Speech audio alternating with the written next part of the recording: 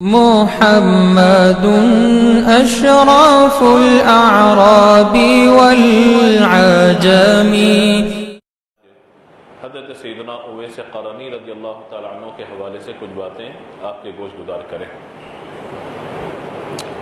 آپ کا نام اویس ہے اور آپ کے والد کا نام عامر ہے۔ اویس بن عامر کے نام سے آپ مشہور ہیں۔ آپ کے فضائل کے اعتبار سے یہ بات سمجھنی چاہیے کہ آپ تابعی بزرگ ہیں، صحابی وہ شخص کے جس نے حالت ایمان میں رحمت عالم صلی اللہ تعالیٰ علیہ وآلہ وسلم کی ظاہری حیات میں ان کی زیارت کی اور اسی ایمان کی حالت میں اس کا انتقال ہوا، اسے صحابی کہا جاتا ہے۔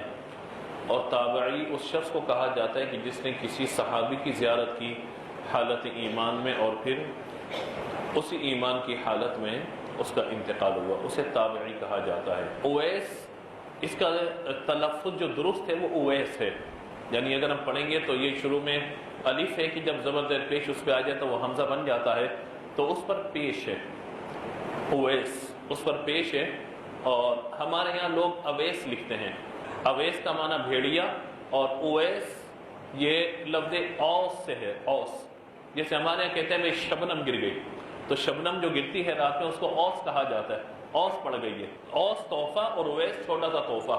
آپ کا نام اویس ہے، آپ کے والد کا نام عامر ہے، اور آپ ملک یمن کے رہنے والے تھے، یمن کے رہنے والے تھے۔ میرے آقا علیہ الصلوۃ والسلام نے دعا فرمائی تھی جو مشکاۃ شریف میں اور دیگر فضائل کی کتابوں کے اندر دعا موجود ہے، اللہم بارک لنا فی یمننا و شامنا، یا اللہ ہمارے یمن میں اور شام میں برکت عطا فرما۔ جب حضور نے دعا فرمائی تو پوچھا گیا، کیا فرمائے کہ یہاں سے محبت کی خوشبو محسوس ہوتی ہے۔ میرے آقا علیہ الصلوۃ والسلام کو اللہ تبارک و تعالی نے وہ علوم عطا فرما دیے کہ حضور صلی اللہ تعالیٰ علیہ وآلہ وسلم نے ایک جگہ رہتے ہوئے بعد میں آنے والے واقعات کی خوشخبریاں یا وہ خبریں حضور نے پہلے ہی بیان فرما دی ہیں کہ جو واقعات بہت بعد میں ہونے والے ہیں، تو یہ حضور کے علم غیب پر بہت بڑی دلیل ہے۔ حضرت اویس قرنی یمن کے رہنے والے، حضور نے دعا فرمائی، یا اللہ ہمارے یمن اور شام میں برکت عطا فرما، اور میرے آقا صلی اللہ تعالیٰ علیہ وآلہ وسلم کی دعا کا اثر یہ ظاہر ہوا کہ آپ یہ دیکھیے کہ حضرت اویس قرنی رضی اللہ تعالیٰ عنہ، حضور نے ارشاد فرمایا عمر فاروق اعظم حضرت علی سے فرمایا کہ تم دونوں جانا اور اسے ڈھونڈنا۔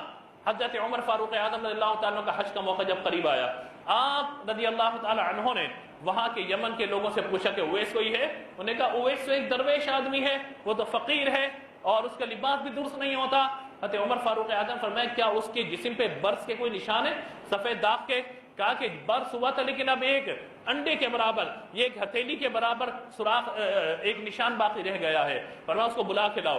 جب وہ آئے حضرت علی نے ان سے ملاقات کی، حضرت عمر فاروق اعظم نے ان سے ملاقات کی اور کہا کہ یہ حضور نے چادر تمہارے لیے دی تھی، یہ چادر تحفۃ ہم تمہیں پیش کرتے ہیں۔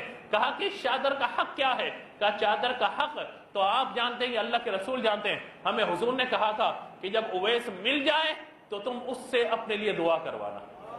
آپ غور کیجئے کہ کیا مقام ہوگا حضرت اویس قرنی رضی اللہ تعالیٰ عنہ کا۔ حضور فرما رہے ہیں اویس مل جائے تو کیا کرنا؟ اپنے لیے دعا کروانا اور میری امت کے لیے دعا کروانا۔ حضرت اویس قرنی نے دعا مانگی، کہا کہ سجدہ کیا، دعا کرتے رہے، دعا کرتے رہے، دعا کرتے رہے، یہاں تک کہ زمین جس جگہ آپ نے سجدہ کیا تھا آنسوں سے تر ہو گئی۔ حضرت عمر نے پیٹھ پہ ہاتھ رکھا، کہا اویس اب بس کرو۔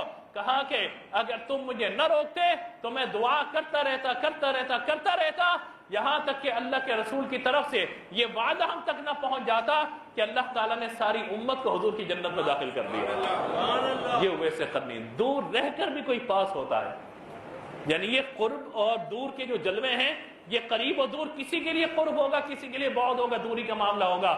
حضرت اویس قرنی کی یہ شان ہے، ہیں دور مگر حضور سے تعلق اتنا مضبوط ہے کہ ہیں یمن میں مگر حضور حضرت اویس کو جانتے ہیں، حضرت اویس حضور کو جانتے ہیں۔ فرماتے ہیں کہ یہ وہ شخص ہے جس کی وجہ سے اللہ تعالیٰ میری امت کے کسی کو جنت میں داخل کرے گا۔ آج ہم اگرچہ مدینے سے دور ہیں لیکن ہم حضور سے دور نہیں ہونے چاہیے، ہمارا آپ کا تعلق حضور سے مضبوط ہونا چاہیے، ہمارا آپ کا تعلق حضور کے قرب خاص میں ہونا چاہیے۔ اور کس طرح ہوگا؟ ایک ہی اس کا ذریعہ ہے، درود و سلام پڑھنا، حضور کی اطاعت کرنا، بس۔